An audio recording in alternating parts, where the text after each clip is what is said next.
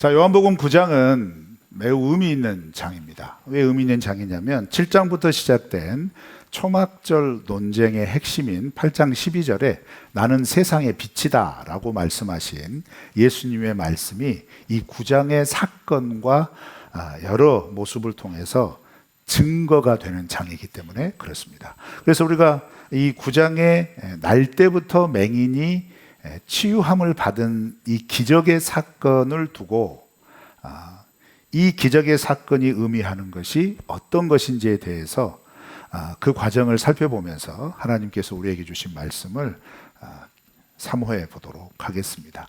그래서 이 9장 말씀을 이해하기 위해서는 먼저 이 9장 말씀의 배경이 되는 그때 당시에 어떤 선입견 하나를 우리가 이해할 필요가 있습니다. 어떤 선입견이냐면요, 우리가 눈으로만 보세요. 2절 말씀에 보면 제자들이 예수님에게 날 때부터 맹인된 사람을 향하여서 이렇게 묻죠.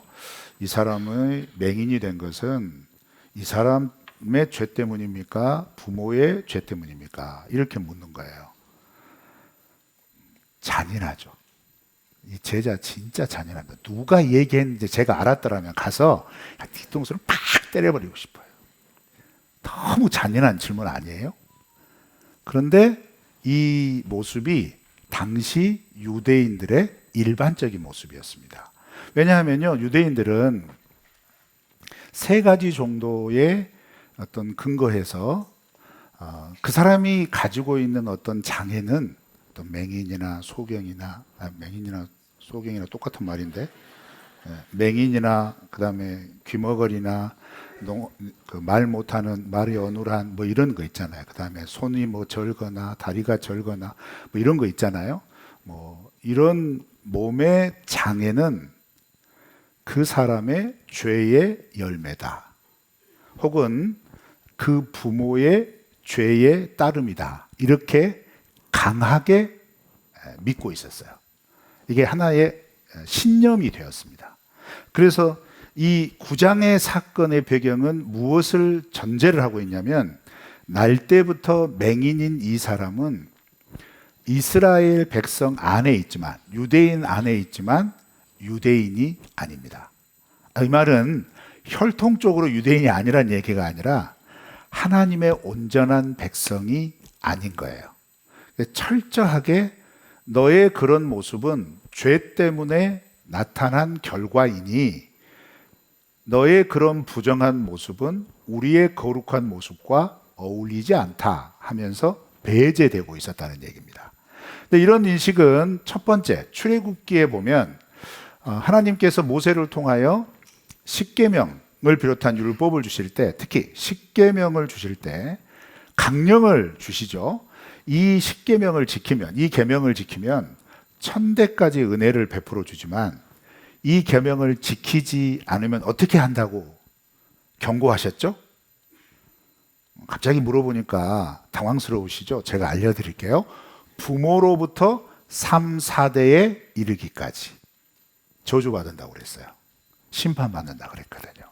그러니까 이 말씀의 개념이 쭉 이어지는 겁니다. 근데 사실은 이것은 문자적으로는 그렇게 기록이 되어 있지만 그건 무슨 의미죠? 초점이 1000대에 맞춰져 있는 거예요. 영원히 하나님이 베풀어 주실 은혜에 맞춰져 있는 겁니다. 이건 경고지, 이 경고에 대한 것이죠. 그다음에 두 번째는 뭐냐면, 여러분 우리가 성경 가운데 욥기 아시죠? 욥이 당대의 의인이었습니다. 완전한 사람이라고 얘기를 했고 사람들이 인정을 했죠. 그런데 욥이 하루아침에 모든 걸 잃어버립니다. 그리고 자기는 병이 듭니다. 그리고 그 병 중에서 고통을 당하니까 그 소식을 듣고 새 친구가 찾아오죠. 찾아와서 뭐라고 합니까? 야, 너 의인인 줄 알았더니 의인이 아니구나, 이 말해요. 너가 이렇게 된 것은 너가 알지 못하는 죄를 너가 지었기 때문이야. 그러니 그 죄 회개해라. 그러면 하나님이 해결해 주실 거다, 이 얘기 하거든요. 그러니까 이 욥의 친구들의 사상과 관습이 그대로 이어져 내려오는 것이죠. 그걸 받아들이고 있다는 얘기고, 또 마지막은 이 1세기 당시의 유대인들을 가르쳤던 그 시대 어간에 있었던 랍비들에게는 참 쓸데없는 논쟁인데, 그 가지고 있는 풍성한 지식으로 모여서 어떤 논쟁을 했냐면요, 여러 논쟁의 주제가 있는데 그 중에 한 가지가 뭐냐면 어머니의 뱃속에 있는 태아는 죄를 지을 수 있을까 없을까? 여러분 이게 중요한 문제 같습니까? 전혀 중요하지 않습니다. 그런데 이 질문을 하는 이유가 뭐냐면 오늘 본문 말씀과 연결이 되는 거예요. 왜냐하면 어떤 아가는 태어날 때 아픔을 가지고 태어난다 이 말이에요. 부족함을 가지고 태어난다 이 말이에요. 그러면 랍비들이 보기에 부모들이 와서 그럴 거예요. 왜 저에게 이런 일이 일어날까요? 선생님 이유 좀 알려주세요. 아니 그거 안 묻겠어요? 그러니까 이제 이런 것들을 가지고 이제 랍비들이 모여서 이야기를 하는 거죠. 도대체 왜 이런 일이 벌어질까? 그런데 여러분 인간의 지식이라는 것은 참 풍성하고 깊은 것 같아도 어떨 때 보면 참 편리하게 활용을 해요. 어떻게 활용해요? 그냥 눈에 보이는 대로 해석을 해버려요. 그래서 이 아이가 이렇게 부정하게 온전하지 못하게 태어난 것은 이 아이가 죄가 있기 때문이다. 그냥 이렇게 편하게 얘기를 해버리는 거죠. 그런데 일상에서 이걸 직면하고 그 고통을 공감하는 어떤 랍비들은 무슨 그런 저주스러운 말을 하냐. 그러지 않을 거다. 태아는 잘못이 없다. 그러면 묻는 거죠. 그럼 이유가 뭘까? 보세요. 제자들의 시각과 대부분의 유대인들의 시각은 이 날 때부터 맹인을 바라보는 그 시각과 그 마음 속에 어떤 마음이 있냐면 얼마나 답답할까, 얼마나 고통스러울까, 이게 아니에요. 어떻게 봐요? 쟤는 어쩌다 저렇게 됐을까? 이렇게 되는 거예요. 왜 그렇게 됐을까? 이게 초점인 거예요. 그러니까 왜 이렇게 됐을까라는 이 어떤 당연한 질문이 어떤 사람에게는 비수처럼 꽂히거든요. 그러지 않습니까, 여러분? 그런데 예수님은 이 사건을 이제 해결해 나가면서 이런 제자들의 당대의 그런 유대인들의 시각과 세계관에 일침을 놓으시죠. 그 일침이 뭐예요? 예수님은 그런 사람들의 시각과 전혀 다른 시각으로 봐요. 어떻게 봐요? 3절입니다. 우리 3절을 먼저 한번 읽어볼까요? 시작. 예수께서 대답하시되 이 사람이나 그 부모의 죄로 인한 것이 아니라 그에게서 하나님이 하시는 일을 나타내고자 하심이라. 그 사람이 사람들이 인식하고 있는 죄의 결과나 죄의 모습으로 이렇게 되었다라고 하는 그것을 보는 게 아니라 그 고통에 매여 있는 그를 향하신 하나님이 하시는 일에 대한 시각으로 봐요. 어떻게 하실까? 앞으로 하나님이 무슨 일을 하실까? 이렇게 보는 거예요. 하나님이 이 상황에서 어떻게 이끌어 가실까? 이걸 보는 겁니다. 자, 여러분, 여기에서 주는 첫 번째 메시지가 뭐냐면 바로 이거라고 생각해요. 그리스도인은 이 세상의 일과 이 세상에서 일어나는 여러 가지 일들을 어떻게 바라봐야 될까요? 대부분의 세상 사람들은 어떤 일이 터지면 왜 그런 일이 일어났을까? 특히 비극적인 일일수록 뭔가 있겠지. 어떻게 원인 없는 결과가 있을 수 있겠는가? 쉽게 얘기합니다. 그런데 여러분, 우리 살아보니까 인정하지 않을 수 없잖아요. 나에게 이런 일이 왜 일어났을까?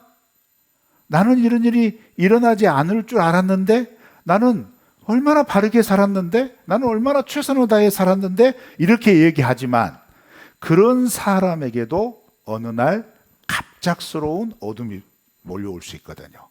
어느 날 설명할 수 없는 고통이 덮쳐올 수 있거든요. 그러면 그런 일을 당하고 있는 우리의 이웃들, 우리의 공동체 지체들에게 해야 할 말은, 해 주어야 할 말은 집사님이 기도를 안 해서 그래. 이게 아니라고요. 그거 얼마나 못된 말인지 아세요? 새벽 예배 나오다가 빠뜨리니까 그러는 거지. 진짜 그냥 화가 나요. 그냥 11조 안 해서 그래. 하나님이 거짓입니까? 그거 안 했다고. 진짜 사역 안 해서 그래. 여러분, 우리 그렇게 못되게 살지 말게요. 우리 하나님 그렇게 쪼잔한 분 아닙니다. 쪼잔한 분이셨으면 예수님 안 보내죠. 안 그래요?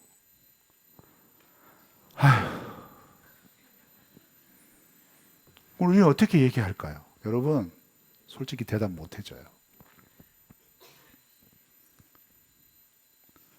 감당할 수 없는 고통을 당했는데 거기에서 선은 이렇고 후는 이렇다. 그거 말해봤자 의미가 뭐가 있습니까? 더구나 우리가 알 수 없는 일입니다. 삶은 알 수 없는 고통을 만날 때가 있는 거예요. 그리고 그것 때문에 지속이 될 수 있어요. 그럼 그 삶은 어떤 삶이에요? 그거 자체가 어둠이에요. 그거 자체가 짙은 밤이에요. 어둠 속에 그 깊은 흑암 속에 속해 있는 나는 어찌할 바를 모르는 거예요. 방향도 찾을 수 없고요. 그거 어떻게 하고자 하는 뭐죠? 길도 못 찾아요. 왜? 볼 수 없으니까요. 근데 이거 어떻게 해결할 수 있죠? 자, 1절 우리 한번 읽어볼까요? 1절 시작. 예수께서 길을 가실 때에 날 때부터 맹인된 사람을 보신지라. 왜냐 예수님이 길을 가시다가 날 때부터 맹인을 보신 겁니다. 여러분 이게 복음입니다. 예수님이 보신 거예요. 예수님이 그 맹인을 먼저 보신 겁니다. 사실 복음서 다른 부분에서는 비슷한 상황에 있는 앞을 보지 못하는 이 맹인이 어떤 치유받은 맹인은 자기가 불러서 예수님 찾은 사람도 있어요. 어떤 문둥병자는 예수님 지나간다는 소문을 듣고 고래고래 소리 지르면서 찾은 사람도 있어요. 그런데 대부분 예수님의 공생의 사역을 곰곰이 살펴보면요, 여러분 우리가 이 부분을 절대 놓치면 안 되는데, 예수님은 공생의 사역을 딱 시작하시면서 시선과 방향성이 어디에 있었냐면요, 자 에스겔 34장 16절을 살펴봅니다. 시작. 그 잃어버린 자를 내가 찾으며 쫓기는 자를 내가 돌아오게 하며 상한 자를 내가 싸매주며 병든 자를 내가 강하게 하려니와 살찐 자와 강한 자는 내가 없애고 정의대로 그것들을 먹이리라. 하나님 나라의 복음을 세상에 딱 선포하기 시작하시면서부터 예수님의 시선과 예수님의 사역의 태도는 무엇이었냐면요, 내가 이스라엘의 잃어버린 자를 찾으러 왔다. 내가 우리의 안에 우리 스스로가 정죄하고 우리 스스로가 나누었던 우리에게서 멀리 떨어진 사람을 찾아다니러 왔다. 상한 자, 아픈 자, 병든 자 내가 만나러 왔다. 왜 만나러 와요? 말씀하잖아요. 찾아서 돌아오게 하고, 찾아서 싸매주고, 찾아서 강하게 하려고 왔다. 예수님은 그 모든 사역의 걸음에서 이 에스겔 34장의 말씀을 놓쳐버린 적이 없어요. 그래서 여러분 예수님 사역 보세요. 사역을 한참 하고 있다가 야 빨리 마무리하자. 우리가 다른 데에서도 이 복음을 전해야 하리라. 또 여러분 보세요. 갈릴리 사역의 대부분의 모습을 보면 예수님이 먼저 움직이시고 먼저 찾아다니시고 두루 다니시는데, 심지어는 야 우리 호수 건너편으로 가자. 여러분 건너편이 어딘지 아세요? 동편에 있는 곳은 이방 지역입니다. 거기 가서 뭐 하시죠? 귀신 들려 사슬에 묶여있는 자를 찾아가세요. 그 귀신 들린 자가 제발 나한테 와서 이 사슬 좀 끊어줘라 말한 적 없습니다. 그죠? 그런데 예수님이 아시고 일부러 건너가세요. 여러분 이게 예수님이신 줄 믿습니다. 그리고 그 예수님의 걸음이 우리에게도 그렇게 오신 거예요. 내가 예수님을 찾아서 예수님을 만난 게 아니고요, 우리 모두는 예수님이 우리에게 먼저 오신 겁니다. 보시고 오신 겁니다. 이게 복음인 줄 믿습니다. 자, 그러면 믿으셔야죠. 우리가 살아가는 모든 삶의 걸음 성령님과 함께 걸어가도록 우리에게 은혜를 베푸셨다면 우리 예수님의 시각은 지금 어디를 향해 있을까요? 보십니다. 우리를 보십니다. 그걸 믿으시기를 바랍니다. 자, 그런데 문제는 뭐냐? 우리는 어느 순간 제자들처럼 연약하고 잃어버리고 고통당하고 상하고 이런 사람 보기보다는 내가 도움이 될 사람만 보는 거죠. 내가 유익이 될 만한 사람을 찾아다니는 거죠. 아니요. 우리 그리스도인은 그렇게 되면 안 됩니다. 나를 먼저 봐주신 예수님의 시선을 늘 기억하시기를 바랍니다. 그래서 우리의 시선도 뭐가 돼야 될까요? 그 연약한 자를 먼저 보아야 될 줄 믿습니다. 근데 봤어요. 봤는데 기도 안 하니까 그래. 이런 말 하면 안 된다고요. 그 예배 안 드리니까 그렇게 하나님께 벌 받는 거야. 이런 말 하지 마세요. 그 고통을 받아들여야죠. 공감해야죠. 그런데 공감만 하면 안 되죠. 왜요? 여러분, 예수님 말씀하시잖아요. 이 사람은 그의 죄 때문이나 그의 부모의 죄 때문이 아니라 지금 하나님의 하시는 일을 나타내려고 합니다. 이 말씀하신 거. 그러면 하나님이 하시는 일이 뭘까요? 이어지는 4절 5절 말씀이 힌트입니다. 여러분 쭉 4절 5절을 읽어보세요. 어떤 내용입니까? 빛이신 예수님에 대한 이야기입니다. 그러면 빛이신 예수님이 하시는 일을 이 맹인이 드러내게 하신다는 얘기예요. 그러죠?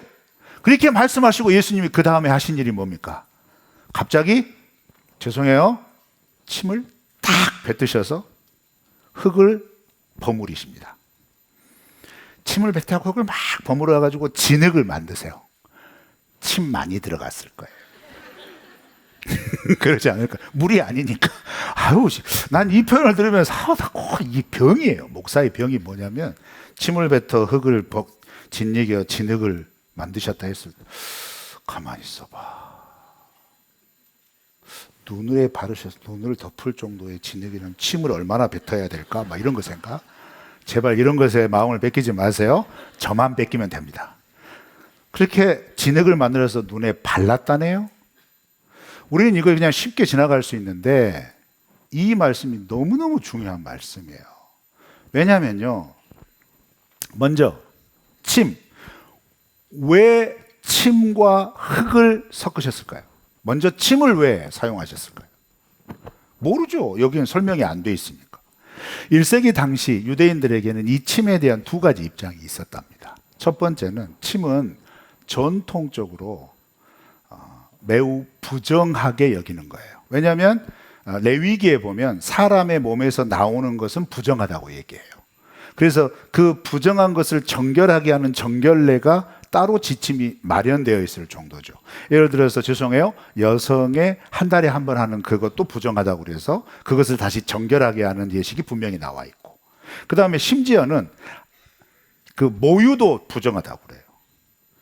하나님 별나다 이렇게 생각할 수 있는데 여러분 이걸 그런 관점으로 생각하지 마시고 이건 나중에 우리가 레위기 묵상할 때 자세히 살펴볼 수 있을 거예요. 그리고 또 뭘 부정하다 그러냐면요. 이런 것뿐만 아니라 우리가 일상적으로 하는 거, 여러분 모두가 다 하는 거, 대소변도 부정하다고 그럽니다. 그러죠? 그러니까 몸에서 나오는 건 다 부정하게 여겼어요. 그러니까 침도 부정하게 여기는 거죠. 근데 또 한 가지 또 것은 뭐냐면요. 그런데 이 침을 1세기에 치료제로 사용했대요. 근데 우리도 뭐 이해하죠. 우리 부모님이. 저도 그랬는데 목이 물렸어요. 어떻게 하라고 그래요? 침 발라. 그러면 치료가 됩니까? 의사 선생님이 들으면 제발 그러지 마세요. 오히려 감염돼요. 막 그러거든요. 그런데 우리는 침 딱 바르면 다 나은 것 같아. 그죠? 플라시보 효과예요. 약보다도 더 확실한. 그래서 막 침 발라요. 이제 이런 치료제 기능을 하고 있었다는 얘기예요. 그렇게 쓰였다는 얘기죠. 그런데 결국 부정한 거예요. 그런데 그 부정한 것을 예수님이 사용하셔서 치유를 하세요. 이거 자체가 뭘 의미하는 것이죠?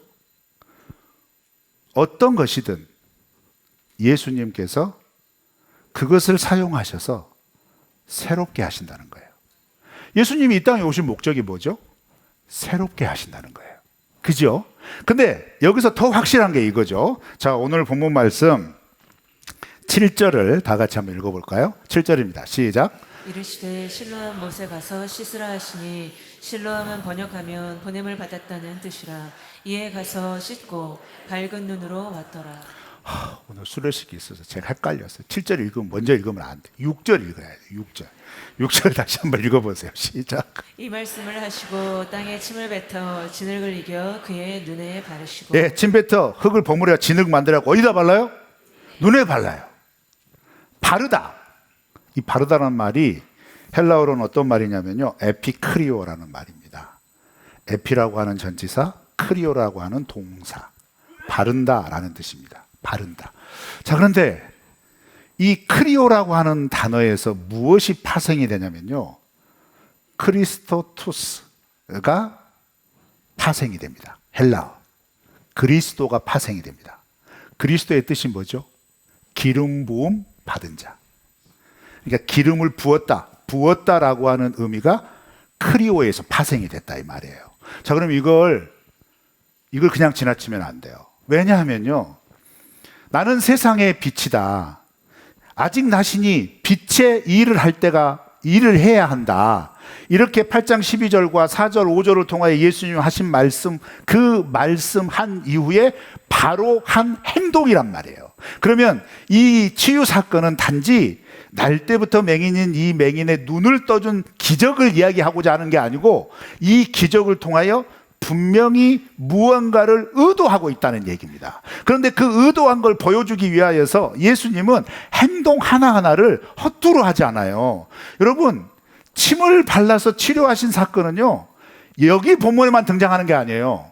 마가복음에 보면요, 2번 연속으로 등장합니다. 그것도 이방 지역에서 비슷합니다. 귀머거리 마리아 어눌한 자를 고치실 때 마가복음 7장에 보면요, 예수님이 침을 뱉어서 귀에 발라요. 그리고 8장에 넘어가면 똑같이 맹인, 이방인의 맹인이에요.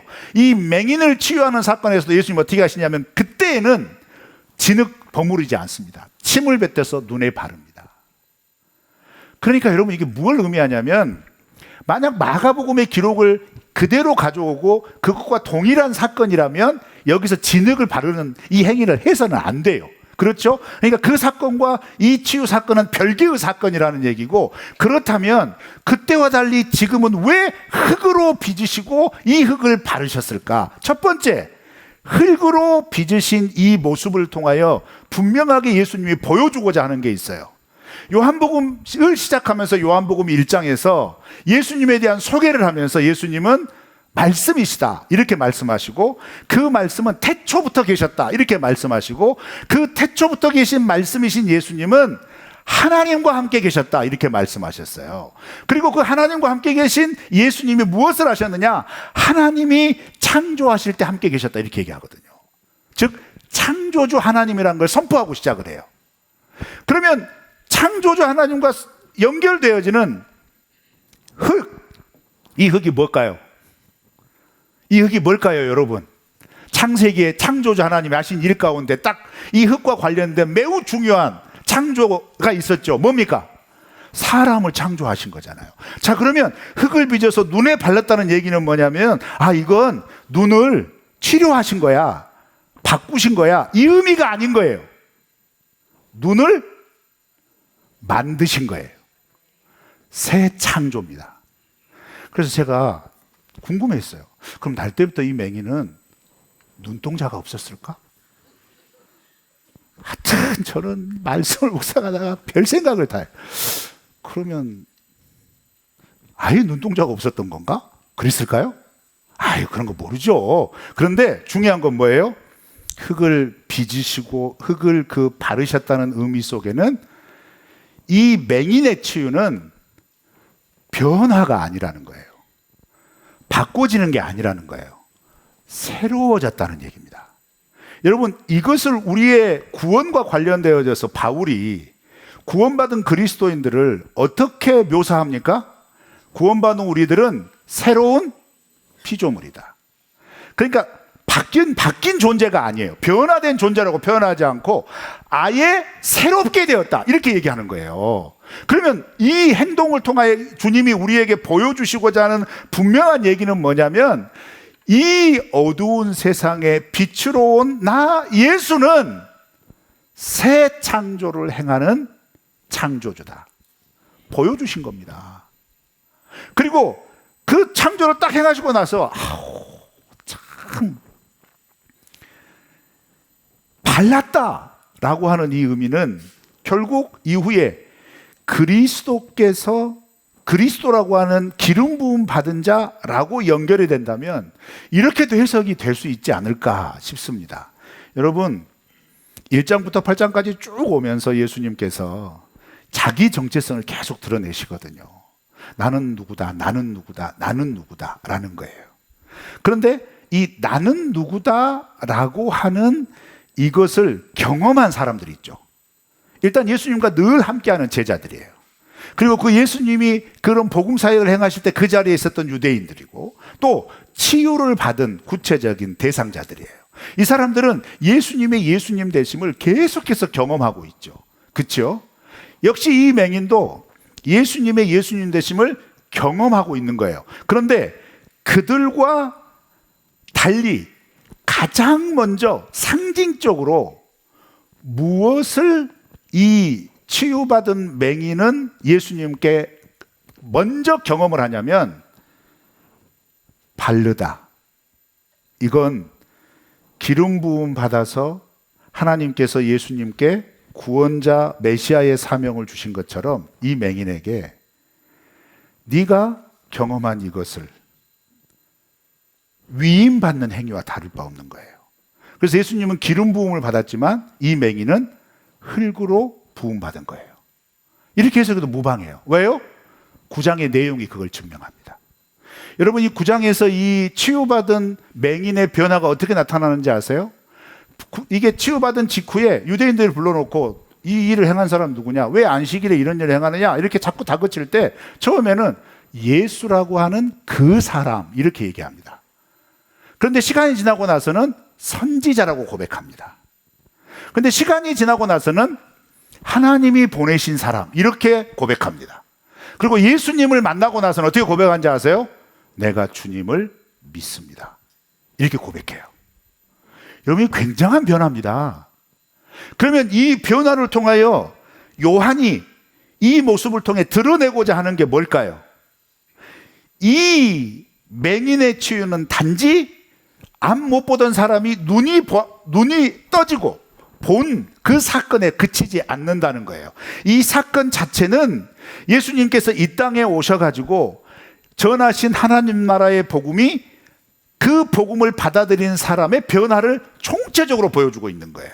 그리고 어떻게 나아가야 할 것인지도 보여주는 것입니다. 그것을 우리가 가늠할 수 있는 게 뭐냐면 7절, 이제 7절이에요. 다 같이 읽습니다. 시작. 이르시되 실로암 못에 가서 씻으라 하시니, 실로암은 번역하면 보냄을 받았다는 뜻이라. 이에 가서 씻고 밝은 눈으로 왔더라. 자, 어디 가서 씻으라고 그래요? 왜 이렇게 또 명령하셨을까요? 일단 질문을 던져보는 게 중요해요. 아니, 이렇게 딱 진흙 발라고 새 창조를 행하셨어요. 그럼 뭐 굳이 실로암까지 갈 필요 있냐? 사실 그럴 필요는 없을 것 같아요. 왜요? 야, 물 갖고 한번 씻으라고 그래라. 누가 좀 물 좀 떠다 줘라. 그래서 씻어도 보였을까요? 안 보였을까요? 보입니다. 왜요? 창조를 행하셨다고 그랬잖아요. 에? 실로암 가서 꼭 씻어야 이게 눈이 확 떠진 실로암의 영험이 있는 게 아니에요. 그렇죠? 이미 예수님이 새롭게 하신 거예요. 그런데 예수님은 굳이 실로암으로 가라 그래요. 여기에는 실로암이 가진 의미, 그래서 요한복음에도 이 의미를 굳이 밝혀줘요. 굳이. 실로암의 뜻이 뭐라고요? 보냄을 받았다. 이 실로암 이름의 의미는 예수님 자신의 정체성을 드러내는 말이에요. 예수님은 누구에게 보냄을 받았죠? 하나님 아버지께 보냄을 받았잖아요. 그래서 여러분, 이 말씀 이후에 예수님이 스스로 또 선포하고 논쟁하면서 나타나는 것, 그 전에도 한 번 등장했는데, 나는 아버지께 보냄받았다. 그래서 나는 아버지의 말을 한다. 나는 아버지의 일을 한다. 그러니까 나는 안식일에도 일한다. 이 이야기를 이미 2번이나 논쟁을 했어요. 그러면 이 2번이나 논쟁한 것을 예수님은 지금 말로만 하시는 게 아니고 어떻게 하시는 거예요? 이제 자기의 삶에서만 보이는 게 아니라, 자기의 사역으로만 보이는 게 아니라, 이 일로 일어난 새롭게 된 존재, 그도 이것을 증언하게 만드는 거예요. 왜 중요합니다. 그런데 이 말씀은 무엇과 연결이 또 되냐면 이사야 말씀과 연결이 돼요. 이사야 8장 6절 말씀에 이런 말씀이 있습니다. 시작. 이 백성이 천천히 흐르는 실로아 물을 버리고 르신과 르말리아의 아들을 기뻐하느니라. 여러분, 이 실로암이라고 하는 말은 헬라어인데요, 이 헬라어는요 음역이에요. 무엇의 음역이냐면 실로아흐라고 하는 히브리어의 음역입니다. 그러니까 실로아우라고 하는 히브리어를 그대로 발음 나는 대로 헬라어로 부른 거예요. 그래서 실로암이라고 하는 겁니다. 그런데 이 실로암이라고 불려지고 히브리어는 실로아흐라고 하는 이 명칭이 어디에서 등장했냐? 이것도 무시할 수 없는데 이사야 8장에서 이 말씀에서 등장하는데, 이 말씀은 어떤 의미인지 아세요? 하나님이 이사야를 통하여 북이스라엘을 향하여서 선포를 하실 때 북이스라엘이 나를 떠나갔다, 나를 배반했다 라고 하는 표현을 그들이 실로아의 물을 거부하고 르신과 르말리아의 물을 받았다, 이렇게 표현을 해요. 그러니까 이건 하나님으로부터 완전히 떠나간 이스라엘을 표현을 하는 거예요. 그래서 여러분, 이 실로암이라고 하는 명칭은요, 그냥 직관적으로 1세기 당시 이스라엘 백성들이 실로암 연못 그러면 기혼샘에서 물을 받은 연못, 이렇게 이해를 해요. 그러니까 기혼샘으로부터 물이 왔다, 보냄을 받았다, 이런 표현으로 이해를 한다 이 말이에요. 그런데 예수님은 이것을 굳이 어떻게 확대해서 상징적으로 사용하시냐면, 침을 발라 흙을 이겨 진흙을 만들고 눈에 덮은 다음에 그것을 씻으라고 실로암 못으로 가라라고 명령을 하는 거예요. 그러면 이 행동 단체 이미지는 뭐냐면 예수님이 이 맹인을 보내는 거예요. 그럼 이 맹인이 어떻게 했죠? 가서 씻었어요. 즉 순종해서 가서 씻었더니 어떤 일이 벌어집니까? 눈이 밝아진 겁니다. 그 보냄을 받은, 내가 보냄을 받은 예수의 이름을 이제 드러내게 된 거예요. 이 9장 말씀이 그 말씀입니다. 그러면 정리해 볼까요? 사랑하는 성도 여러분, 우리 역시 어둠 속에 있었던 존재였고, 그 어둠 속에 있던 존재인 우리에게 예수님이 먼저 보시고 다가오셨습니다. 보시고 다가오셔서 우리에게 생명의 복음을 전해주셨어요. 그리고 그 생명의 복음을 들려주시고 깨닫게 해주시고 경험하게 해주셔서 어떻게 했어요? 그걸 받아들이게 해주셨어요. 그렇게 받아들이면서 우리도 역시 이 맹인이 받은 명령처럼 우리가 구체적으로 야 어디 가서 씻어라, 어디 가서 뭐 해라 이렇게 하진 않았지만 하나님께로 받은 복음의 말씀을 순종하며 나아가기 시작했을 때 어떻게 돼요? 그렇게 우리에게 말씀을 보내주시고 그 말씀을 부어주신 예수님의 말씀으로 행하였더니 우리 안에 누가 나타납니까? 예수님이 나타나게 되는 거예요. 그러면 여러분, 그리스도의 삶의 정체성을 얘기할 때 절대 놓치지 말아야 될 건 뭐냐면, 여러분 각자의 삶 속에서 나타나야 할 그분이 누구시냐? 예수 그리스도여야 된다는 거예요. 우리가 살다 보면 이해할 수 없는 고난을 겪게 됩니다. 개인적으로도 그렇고 국가적으로도 그렇고 우리에게 어떻게 이런 일이 라고 하는 일이 분명히 우리를 엄습할 때가 있을 거예요. 그럴 때 그리스도인은 그런 일이 일어날 때마다 왜 이렇게 되었을까? 원인이 무엇일까? 그것에 천착하지 마세요. 그것보다 하나님은 이 일을 통하여 무슨 일을 행하실까? 그 기대를 품기를 바랍니다. 그런데 그 기대를 품을 때 하나님께서 이 맹인에게는 어떻게 역사하셨어요? 창조를 경험하게 하신 거예요. 자기의 눈이 새롭게 만들어지는 걸 경험한 거예요. 그래서 실로암 못에 가서 예수님의 그 보냄을 받아 그냥 씻기만 한 거예요. 그랬더니 어떻게 해요? 여러분 생각해 보세요. 이 사람은 날 때부터 맹인입니다. 그 사람에게 빛은 없었어요. 나이가 얼마나 됐든지 나와 있지는 않지만 태어날 때부터 지금 이 나이까지 그에게 세상은 어떤 세상입니까? 어두운 불입니다. 흑암 불입니다. 그런데 그 어둠 가운데 먼저 보신 예수님이 찾아오셔서 그에게 새로운 창조를 행하셔서 그 새로운 창조를 행하신 예수님의 말씀을 순종하니 어떤 일이 벌어집니까? 빛이 임한 겁니다. 빛이신 예수님이 그에게 보인 겁니다. 그 빛이신 예수님이 그의 삶을 통해 드러난 겁니다. 여러분, 그리스도의 삶이 이와 같은 삶이 되어야 될 줄 믿습니다. 여러분, 이 구절을 가지고 오해하지 마십시오. 병자, 특히 어렵고 곤란한 가운데 처해 있는, 장애가 있고 고통 중에 있는 성도들이 이 말씀을 듣고 오해하지 마십시오. 모두가 다 이렇게 장애가 회복이 되어주고 병이 치유되고 그런 건 아닙니다. 그렇지만 분명한 건 하나 있습니다. 뭡니까? 어둠 같은 그 고통의 상황 속에 우리 예수님이 빛으로 오셔서 우리의 마음을 변화시키시고 우리의 삶 가운데 이전의 어둠의 삶이 아니라 전혀 다른 우리 주님과 함께하는 빛된 삶을 살아가도록 행하실 겁니다. 그게 믿음입니다. 그게 신앙입니다. 여러분, 우리 예수님 얼마나 놀라우십니까? 우리 예수님 따라 이번 한 주도 힘내어 살아가시기를 주의 이름으로 축원합니다.